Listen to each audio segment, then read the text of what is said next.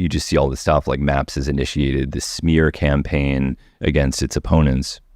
There's no evidence for that. It was, again, organic. I know that a handful of communication firms have been hired. Robin mentioned that she's kind of like campaign manager, or I don't think she used that term, but different folks have been hired for different lanes of work. The communications firms are aware of one another's areas of focus. And each, as I said, each firm has their own charge, and that we are in coordination, but we're aware of what each other's lanes are, and that there's understanding of what each other's tasks are, at least as it relates to up until the FDA decision is expected.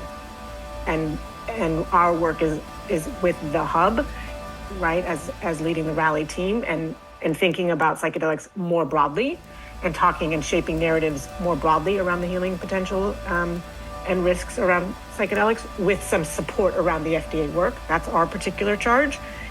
For those of you who don't feel comfortable with particular type of messages that are going out, the best way to counter that is to sort of flood the zone with other kinds of messages, right? And when I say flood the zone, there's any number of ways of doing that. Like, each of you have platforms, networks, opportunities of communicating to advance particular narratives, and whether that is helpful for you to have social media language to be using regularly in the coming weeks, if you're interested in writing an op-ed, if you're potentially interested in being pitched to a podcast, like all the different things, we're happy to be in partnership and working with you and collectively flooding the zone in a way that is advancing narratives that we think are helpful, both for the shorter term goal of FDA, but also the longer term goal, which I think is what brought us all together in terms of this hub.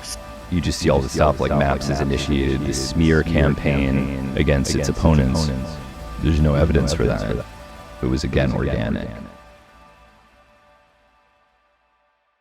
Psymposia reveals how powerful Silicon Valley funders launched a coordinated PR campaign to silence opposition and protect their financial interests. Read the full report, The Psychedelic Syndicate, on our website.